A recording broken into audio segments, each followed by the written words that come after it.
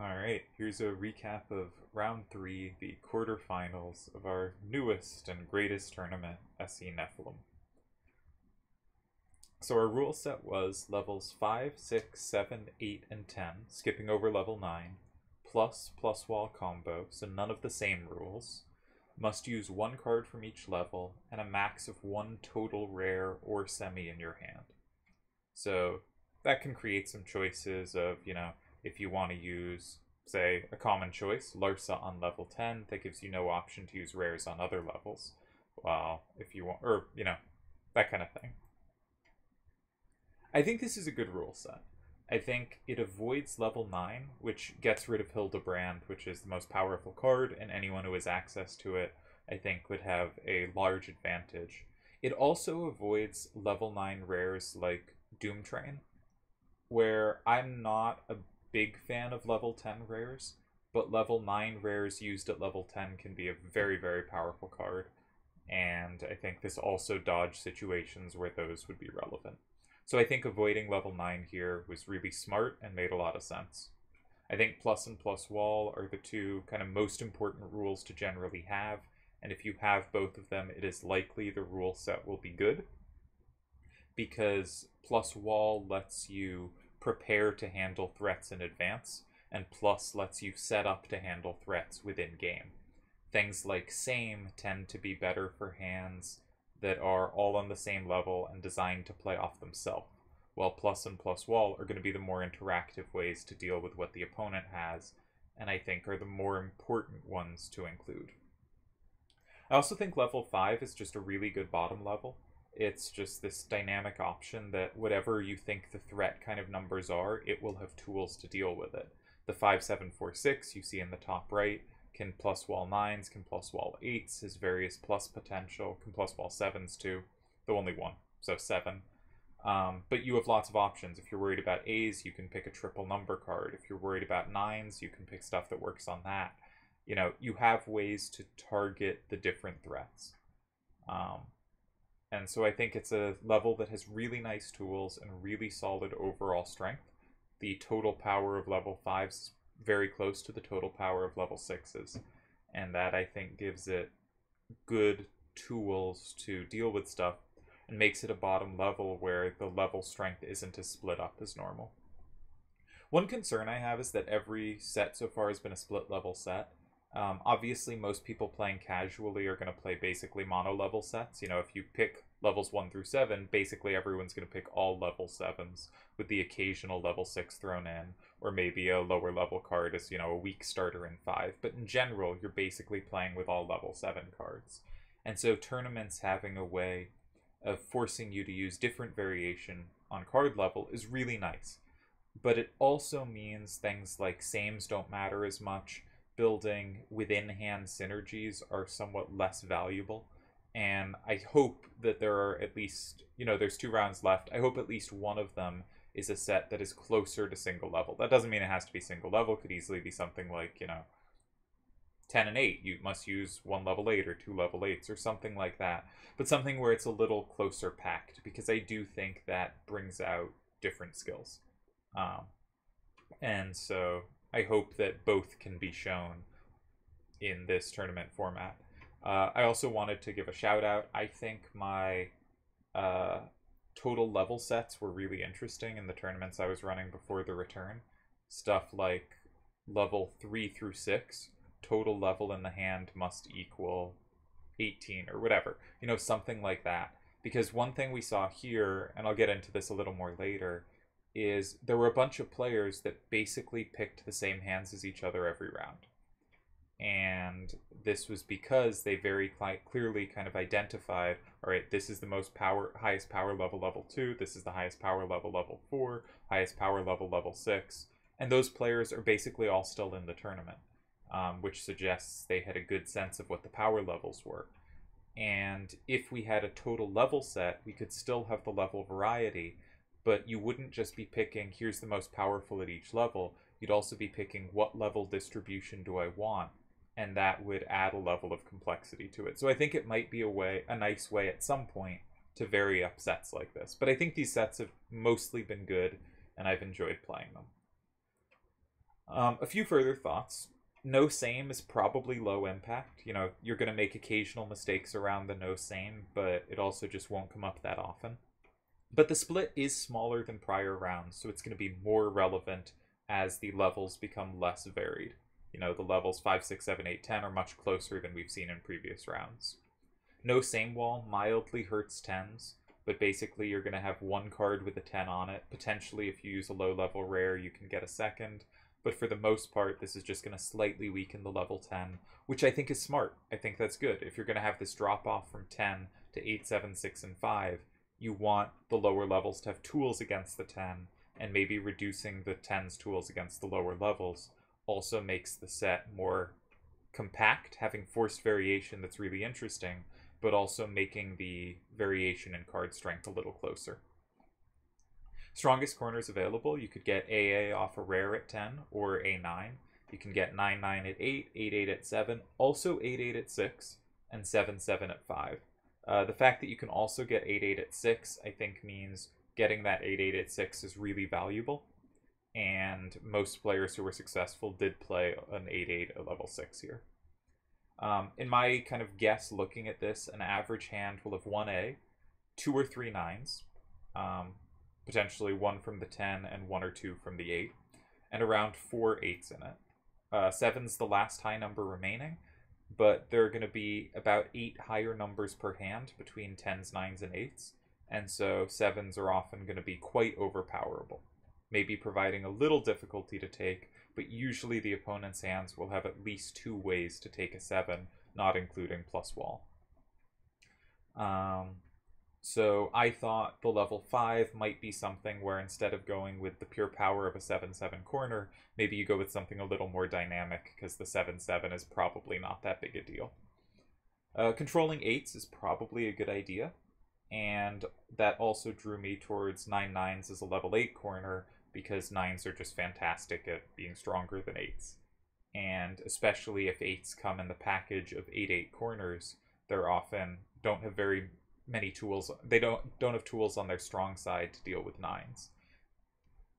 So this brings us to kind of my core theory of playing these multi-level splits, which is you want to balance pure power, dynamism, and tridirectionality.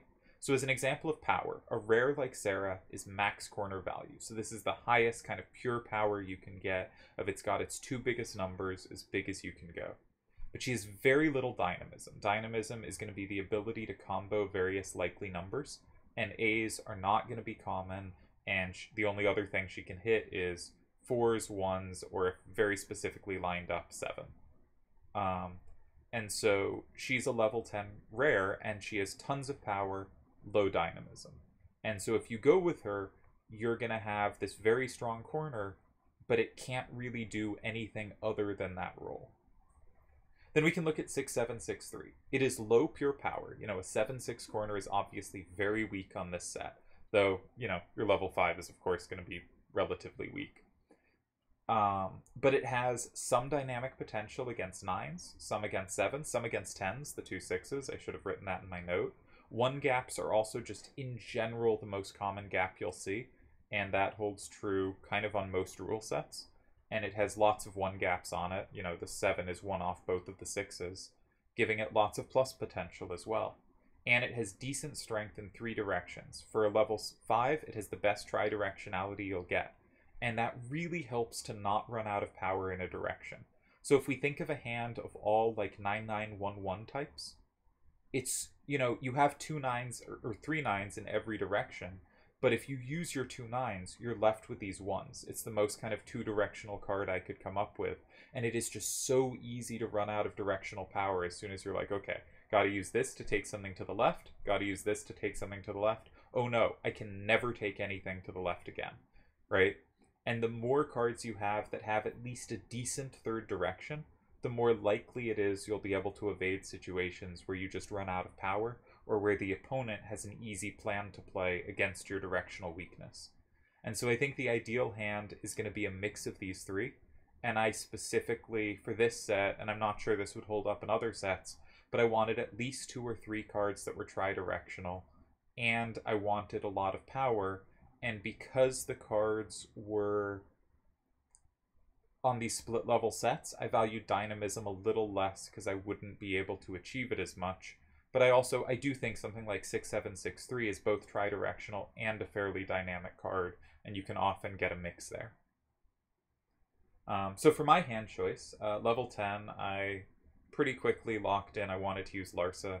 I think it's the most powerful card available. I think A964s are also very good. I briefly considered A955 specifically as a potential counter card to Larsa, because it plus wall controls Larsa's 10.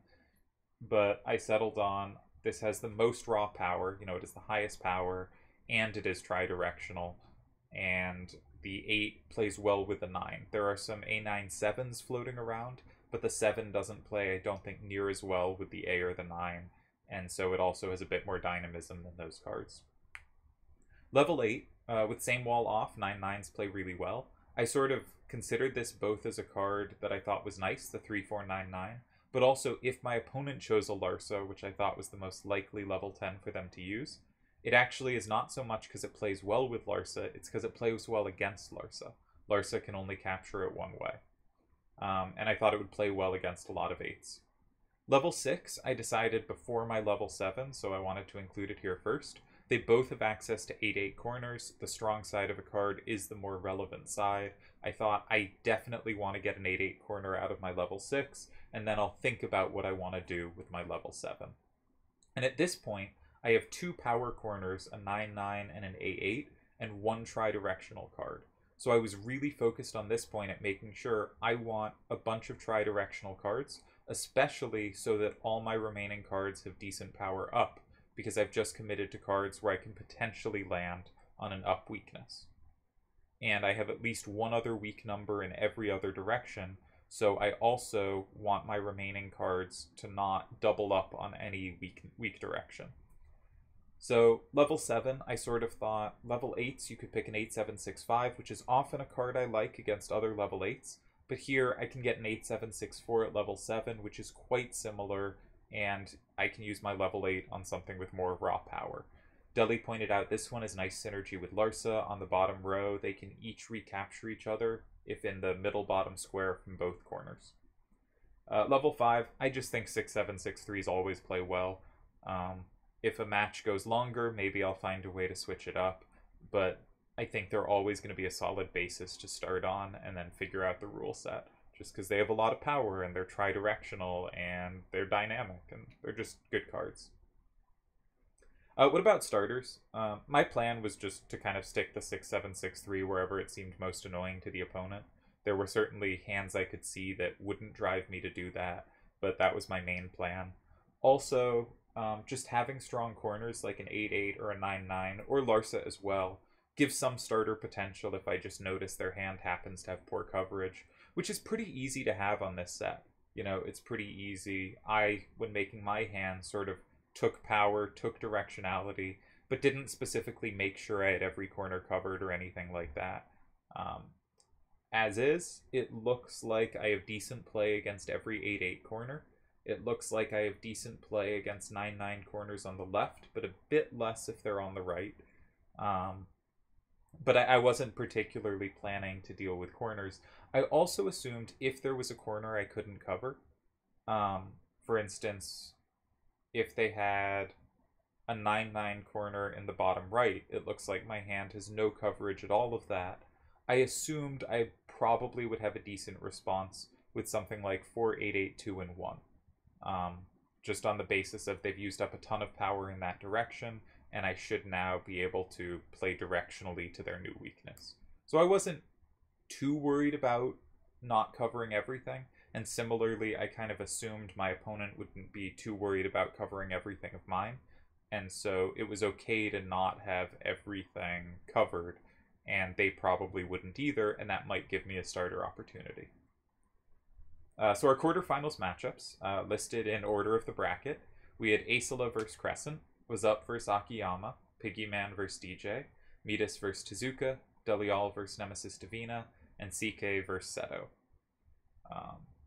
Bunch of fun matchups here. I think the most hypeable ones were probably Midas Tezuka and myself for Akiyama. But I was really interested to see Aicila Crescent, because they're two players I'm not so familiar with. I was very excited for Midas Tezuka, and the others all have really good players in them that were fun to watch too. So, I thought it was great matchups all around, but I am easy to please that way. So we're going to look through the key moments in each of the 6 decisive games to determine who would advance to the semifinals. The red player will always be listed first, the blue player listed second, so you'll know who's on each side, and I'll list who is to move in each position. So this was from Seto versus CK. Red is to move, so Seto is to move, because Seto listed first is on the left. Red will always be on the left. And I thought this was a curious game. We got here, CK started in 3, which I think was a really good starter. As I said, I think just having the strong corners specifically of an 8-8 or a 9-9, there's a good chance it just gives you a good starter. And here, I think it did. I think Seto didn't really have a good way to take it from 2. If Cypher ever has to take it from 2, that is comboed back either by Frog 5A9-4 or by 9-9-2-3, which was still in CK's hand. Seto played in 5 with a move that kind of surprises me, because it doesn't actually set up to cover that move in 2. And I was sort of curious what would have happened if CK played in 6. But 8-3-6-9 in Seto's hand is really good at taking back any card he puts in 6 while being pretty safe to Seto's hand. It might be weak to 5A9-4, but he also has 7-1-7-8, which potentially can take stuff back. But I do wonder how he would have met Frog in 6. I think the position's definitely salvageable. It's not the end of the world, but it did look like CK had a clear plan there.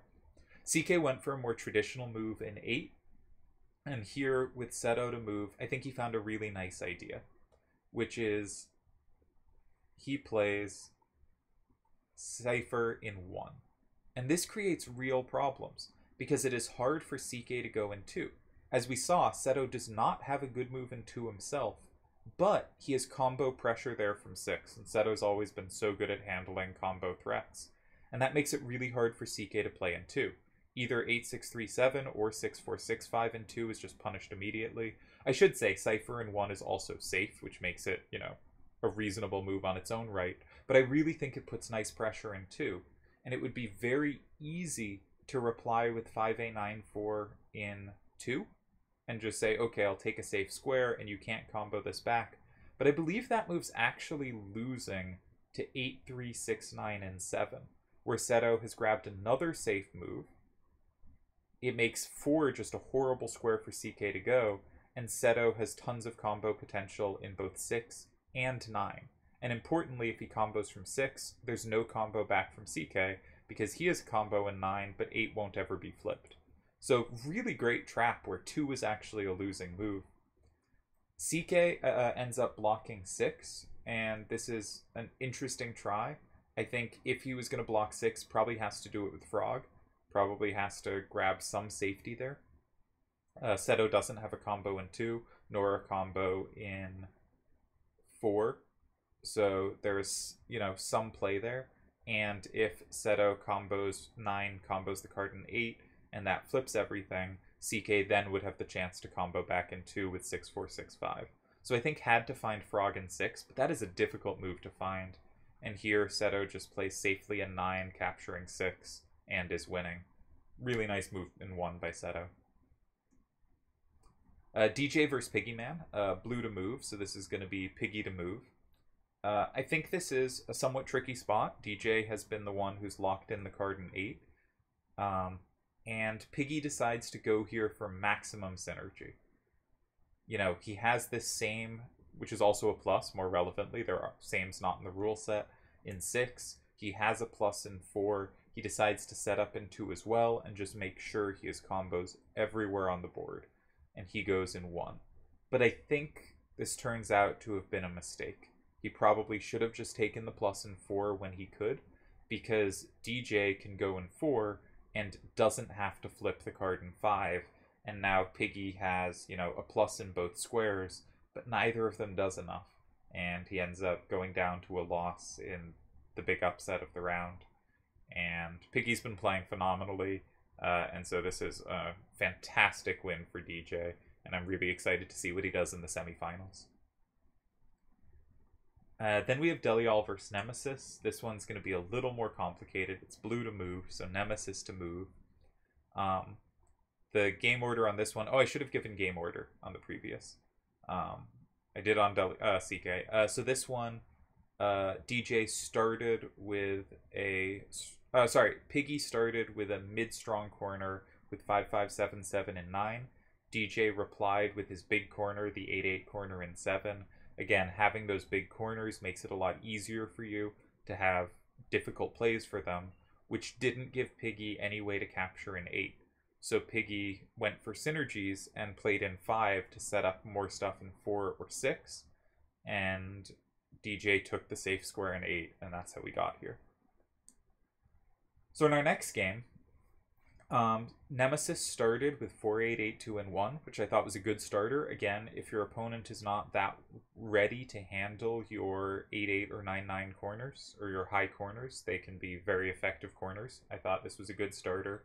But Deli noticed that this does give up a lot of power facing the bottom right. And following that strategy I talked about earlier, he went 5-7, 4-5 in 9, which was already just very difficult for CK's hand, for Nemesis's hand to touch, right? Zidane is the only way to capture from 6, but that could be comboed back, either by 4-9-9-3 or 3-2-8-8, and 9-9-5-3 is the only way to capture from 8, but that can be recaptured by Larsa in 7, and Larsa will be... I guess not recaptured by Larsa in 7, but that either allows a recapture in 6 and gives up a lot of power the hand will run out of quickly. First thing I said was dead wrong, but that is more correct. Nemesis noted they could play 6, 7, 4, 5, and 8, and Deli doesn't really have a good way to capture it. If Deli captures with something like 4-9-9-3 from 7 or 8, something like that, 9-9-5-3 is a fantastic recapture in 4. And if Deli plays with Larsa in 7, that gets comboed by 7-4-5-8. So hard for Deli to take the kind of free-ish square in 7. Deli instead locks in his card in 9 from 6, and we now have Nemesis to move. And I think there's kind of 3 directions you could go. You could say, because there's no same wall, Deli has no threat in 2, so I'm going to block 4. And you could try to find the right card to block 4 with. You could say, I want to take that strong square in 7. I'm going to play 9-9-5-3 in 7 and just be safe there, and your turn, figure out a way to attack my cards. Or you could say, I want to set up combo potential. You just took your card in 9, or you just controlled your card in 9 with something higher facing towards it. If I can set up combo threats there, you could be in real trouble. And much like Piggy did in the last game, going for the combo setting option, Nemesis goes for the combo setting option, setting up 7-4-5-8 to have a big combo in 5. And this looks scary, but Delial had this figured out, and I think had seen this while looking at his move, and realizes he can just take, and 7-4-5-8 and 5 is not a scary combo back, because Larsa in 4 will plus wall Gublu, or whatever it's called, Gublu, in 1, which combos back everything, and Delial, the red player here, is winning. So nicely calculated by Deli, and I also think a fun, enterprising move from Nemesis in 2 that happens not to work, but creates really dynamic chances, and is kind of a nice spot. But again, a situation where 2 players just went for the combo setup moves, and both of them were weaker than the conventional options. I wonder if this was a set. Sometimes you really should be playing the heavy combo moves, but I wonder if this was a set where more conventional options would work. I will also say, in Piggy's defense, his favorite rule is same, his second favorite rule is same wall. He's very much a build hands with same base synergy, and it must have been difficult for him to play a set where none of the same rules are on. Then we had Akiyama versus Wazz Up. This is a game I played, so I'm more invested in it, and we'll probably talk about it a bit longer. But I think on the front of the principles, I haven't talked about this too much, but on the principles of power, dynamism, and tridirectionality, you can just see I have a better hand. A918 is a more powerful card than 971A. It's a little more tri-directional, but the 8 is also really relevant in helping the 9 and the 10, and 8s are also a target, and you could see in Deli's last game that being able to plus wall 8s can be really powerful. It also plays specifically well in the matchup against each other, because if the top row kind of fills out, and 971A has that one facing down, sometimes Larsa picks up weird plus walls, and Arania never picks up plus walls the reverse way. 3499 is just higher power than 5982, and I don't think 5982 makes up for it in dynamism. 7458 and 8647 are pretty similar. I tend to prefer 8764s. There's an argument for both, but also in the specific set, the 7-8 is a little weaker than it normally would be because it has the exact same plussing ability as the 9A on the level 10, so it is a bit redundant to the hand. The 1777, a lot of people went with these. I don't know, I just think if you can get enough tri-directionality in your hand, I'd rather just have an 8-8 corner. And lastly, the reason he didn't use Larsa, I think, was to leave open a low-level rare, and low-level rares are so singly directional, it's easy to end up with a directional weakness, and that's what ended up happening. Now, as we'll get to in a bit, I do think it was very hard to find good first moves on this set, and he said after the game he had trouble finding a good first move. But I sort of immediately could strike for a large advantage. I noticed he has 2 cards that are so bad going left, and I might be able to run his hand out of power, and I just took a starter. And I think this creates a real problem, because he doesn't have good ways to get 5982 or 3821 out of his hand, and if the kind of top left is filling up, those cards are just horrible. Neither of them can go in 7. I was very lucky to have both those squares covered.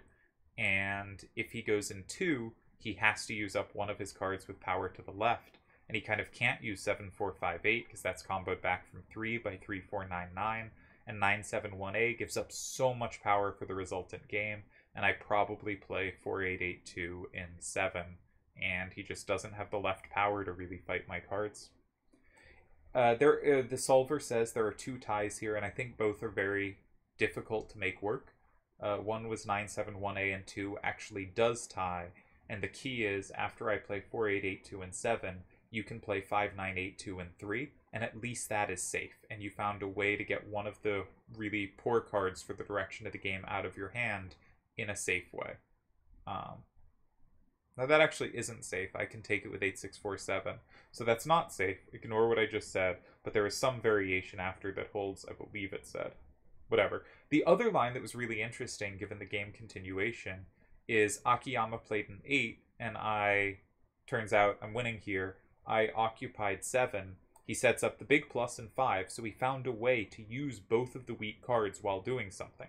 3A21, set up combo potential in 5, 5982 was powerful in 5, but I go 3499 and 9 at the end, and they don't actually have a good way to take it because my 6367 controls 6, and then they're out of down power, and so if they go in 2, I can go in 6 myself with 8647. So I ended up blocking 7 here. You can actually block it different ways, and the lines work out slightly differently.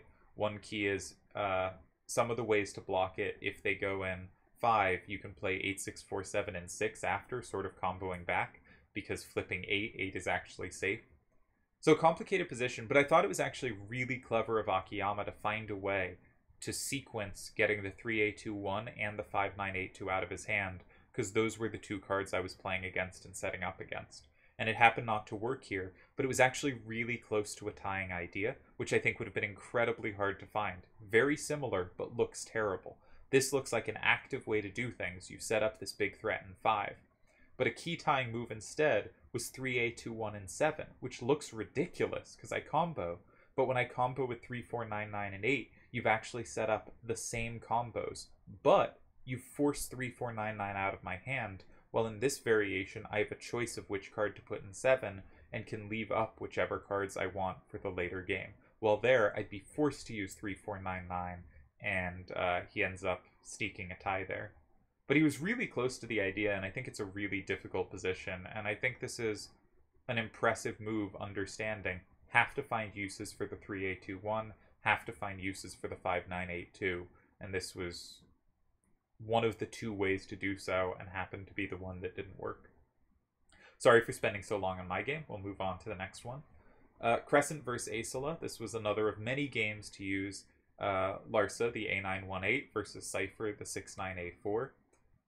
Aicila has just found 3-4-9-9 and 3, which is safe and puts Crescent in a quite difficult situation.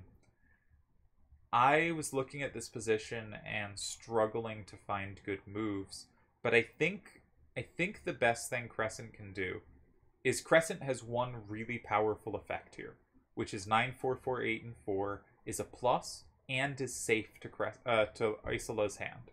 So 9-4-4-8 and 4 is sort of the key thing that can happen. And if we can do it immediately and it works, that's great. Or if we can take advantage of its combo potential, that's great. Now, one downside of it happening is potentially Crescent can combo back from 8 with Larsa. Now, that is covered if we have Cypher in our hand, but Cypher in 9 can't take anything except Larsa there, so is very tricky to hold on to.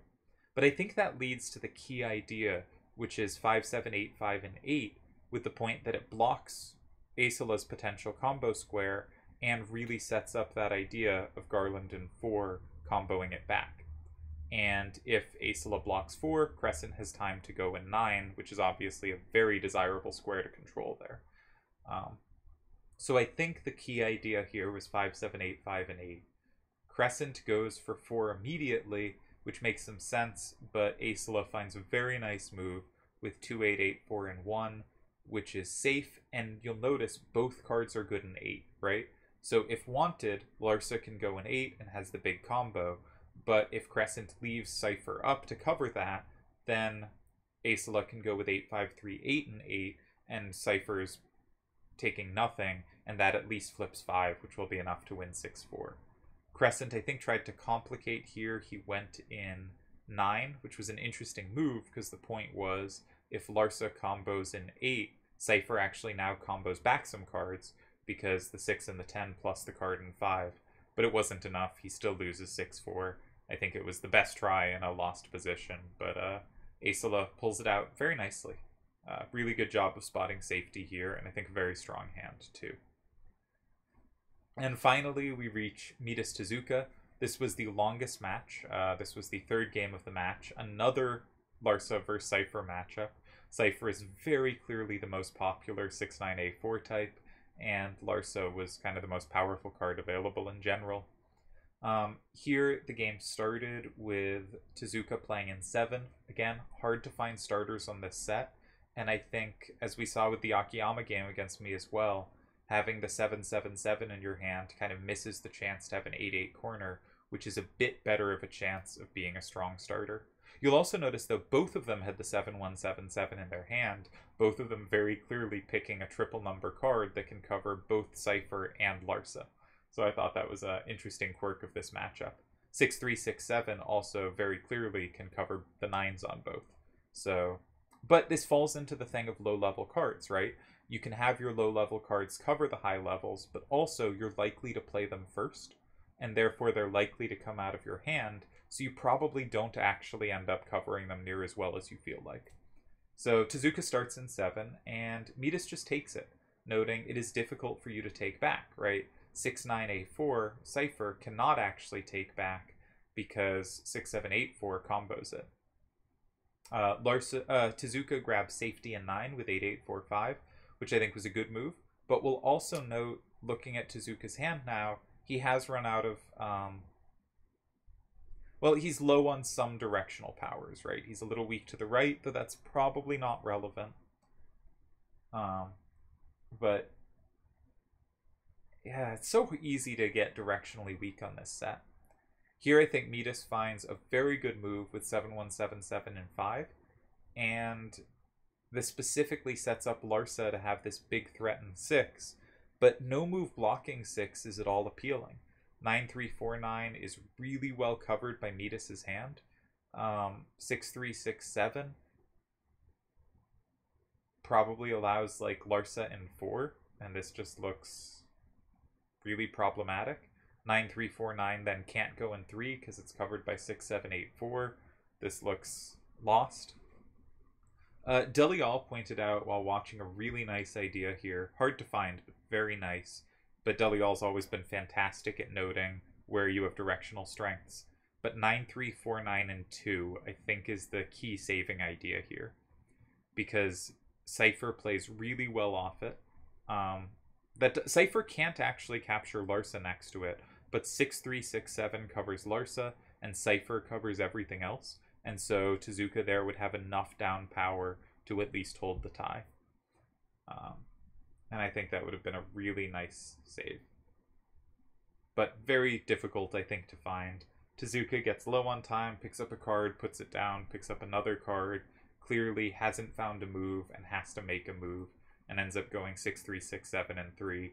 But this sadly isn't very testing, and Midas can play in 6 and just takes everything, and there's no combos back. So, really good move in 5 by Midas, left Tezuka in a very difficult situation that Deli would have saved and basically no one else. I'll also get to this in a sec, but I think Tezuka, of all players that lost their matchups, probably did the best job. Not just because he had the most ties, but we'll get to it in a sec. So some stats from the round. With the narrow range of levels, using the level 10 early, middle, or late all proved viable. Unlike previous rounds, it didn't seem like it's a really bad card to have used early. Larsa was the most popular level 10, used by 4 of the players. Cypher was used by 3. These were both just very common choices. The only player to not use an A9 did lose. So A9's very clearly the way to go, I think, on level 10. Or at least the way that almost ubiquitously was gone, and the player who strayed did end up doing worse. At level 8, 9-9s, 9-8s, and 8-7-6-5s were all used. I think 9-9s and 9-8s perform similarly, and I think that makes sense, right? 8-7-6-5 is a lower power level card, and you can get similar power off, or you can get similar effect with the 8-7-6-4s at level 7. So I think 8-7-6-5s were giving up the chance to have 9s in your hand, and 9s were really good. On level 7, you saw a lot of versions of 8-6-XYs, though you also saw some 8-8s, a 7-8-7, and a 7-7-5-5. I was a little down on the 7-7-5-5, but maybe it does make sense given that it covers 8s, and 8s are going to be pretty common. 8-8s were the level 6 go-to, though a few people varied, and level 5 was quite varied. More interestingly, on first turn or second turn, every single win, I don't know if you noticed going through the games, every single game was won by second turn. All of them. First turn won no games. Tiny samples are, this is a small sample, but I do think 6-0 is really strong. Doing some testing, some messing about with hands, it seemed to me basically everything got to push for a win on second turn. It was very much a first turn is trying to hold and second turn is trying to win. However, at one point, I think first turn did achieve a winning position, and it was Tezuka who achieved it, which is why I really do think he put up the best fight of anyone who lost, even if the final game, Midas got a chance and Tezuka couldn't find the defense. Tezuka also got a winning position off first turn while using a low-level rare, which seems to me like so many handicaps, yet he played a really nice sequence. I probably should have shown the game here in his second game against Midas, and did attain a winning position despite the disadvantage of first turn, and despite having a hand that I think was a little weaker than Midas's hand. So I thought that was so impressive, really nicely found. And that matchup, as Midas said after, really could have gone either way. Each had a chance to strike, and Tezuka missed his chance, and Midas took his. But also, Tezuka created his chance out of this disadvantage of first turn, and came really close to finding it. Played a very similar move that just in one sequence didn't quite work, and Midas found the save. And there is video of that game either up or going up soon.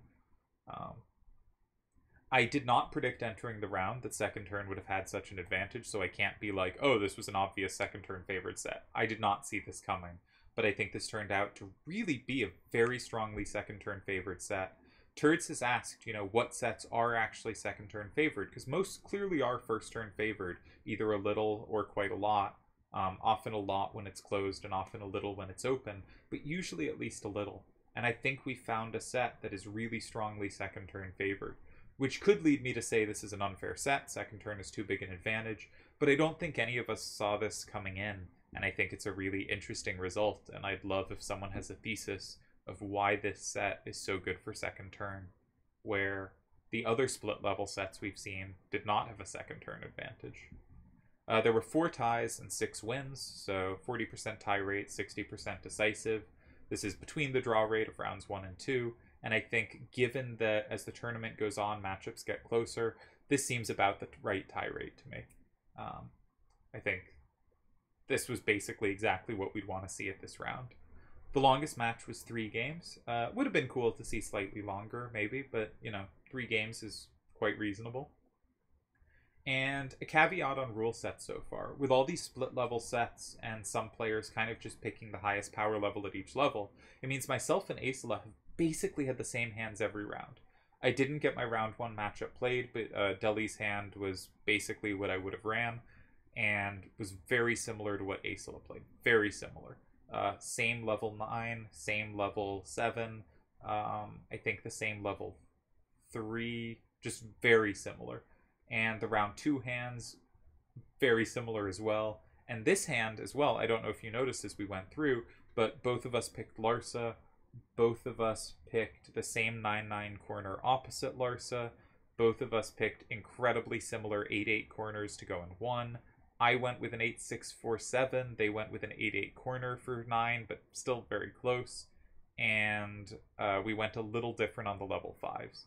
But just been remarkably similar hands the whole way. I kind of wonder if in the next round, because Aicila and I are playing, if we're just going to have the same hands. I think this is possible if we get another split level set, because we very clearly have the same biases of how to play these sets.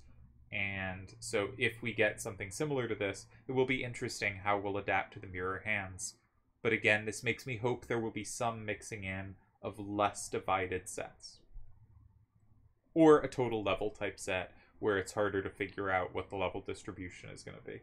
That's not a big caveat. I still think these games have been interesting, and I like seeing split level sets. They're not the usual. But if you want synergy and using synergy effectively to be more of a skill, the narrower the level range, the closer it is to mono level, the more that's going to be the main skill. And having some variation between rule sets can be nice, though I've enjoyed the rule sets except for round 2s so far. So this isn't a real complaint or anything, it's just there's a different direction to go that this tournament has not yet gone in. And given that there are 4 players, because Delial and Midas have played very similar hands to those as well, we've seen 4 players who are all still in, basically running very similar hands, which I think is an indication that the 4 of us are onto something and are playing hands that are quite effective for these sets. What's to come? Our semi-final matchups are Aicila versus Wazz. Never played in a tournament before. Have played with very similar hands and play styles so far, so curious to see what will happen there. I think 2 players that are looking quite similar in stylistic tendencies right now. Dr. Jackson versus Midas. I don't think these 2 have ever played before in a tournament, though I don't really know. I'm just curious to see what Dr. Jackson can do after taking out the really incredible player Piggy Man. And of course, we get the greatest matchup in Triple Triad history, Delta Bowl, Delial versus Seto. There's a preview video up for that. Could not be more excited. If I had to make a prediction, I would be very close to 50%. Give the slightest nod to Deli, but I have no idea. You could certainly argue either way. In general, I like to pick when it's 2 great players. I try to pick the one who's more active, and Delial's been a lot more active. But Seto is the one player where inactivity just seems to never affect him. He'll take multiple tournaments off. You won't see him playing. He'll come back. He'll win his next tournament. It makes it harder to predict on that kind of front. So I like to think about legacy. So 5 of these 6 outcomes won't happen, or at least 5 of these people won't be winners. Some of the other outcomes might happen, but at least one will. And so what's on the line? Dr. Jackson has reached his first semi. He could join the group of finalists, or he could win, which would make him the 35th winner ever. and this is the 64th tournament, which I thought was a fun number of tournaments to have had, and he'd be our 35th different winner.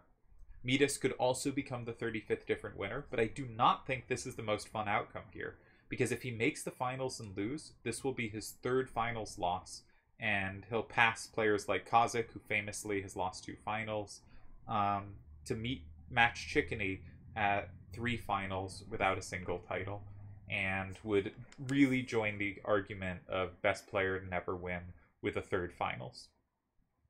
Aicila could win their 2nd tournament, which would really jump them into this is one of the key and best players of the, the late era of the site.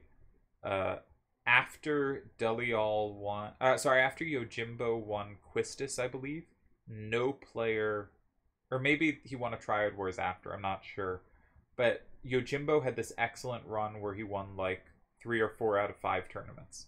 And after that ended, no one has won 2 tournaments since. If you just take the tournaments after that. Deli grabbed 1, Slash grabbed 1, Aicila grabbed 1, a bunch of other players grabbed 1, but no, Dark Lord, Akiyama, but no one has been able to grab 2 since then.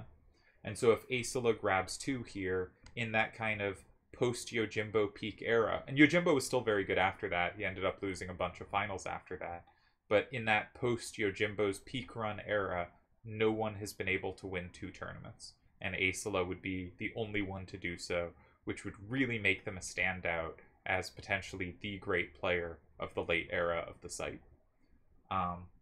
Would also become the 14th to ever win a 2nd tournament.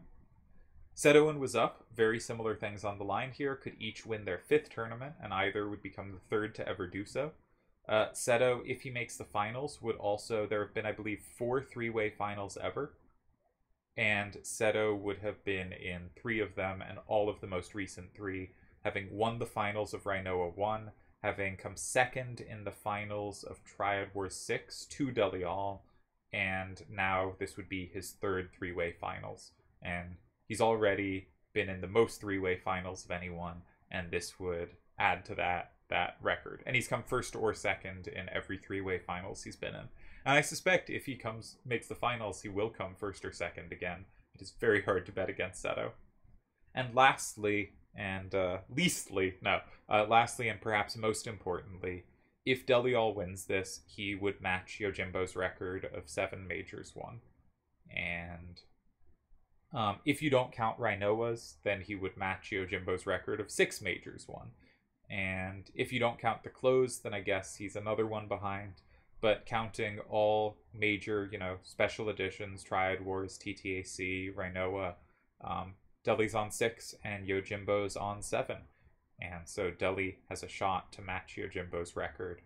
And if he doesn't here, he'll have a good chance to in the next tournament. But it is an exciting thing to have on the line. Of course, most of these things won't happen. So most people will come away, as always in a tournament, kind of disappointed. But everyone here has made the semifinals. Making the semifinals is always very difficult. All 6 players, I think, have played really well so far. And I think it'll be a really good semis and a really good 3-way finals. And 3-way finals is the downside of not so much the kind of head-to-head who will prevail, but the upside of you get more finals games. And that's always nice. So I guess that's all I got for this. I'm excited. Hope you are too. And we'll see who can make it. I'm going to make a video for each player who makes the finals of Road to the Finals, though I may not make one for me because I'm less interested in my games. I've been thinking I could have an advantage over players because I have all these records of their games at my fingertips. So I just want to say, if you're playing one of these players and you want to see their past game history or what I have of records of it, just ask and I'll give you every game, and I can screenshot positions if you want to see them more closely, if you want a sense of what they're doing. And also, I do think I've put up so many videos of me playing and talking through positions. It's pretty easy to find records of how I think through positions. And, you have access to lots of my play. So hopefully that's not too unfair on that front.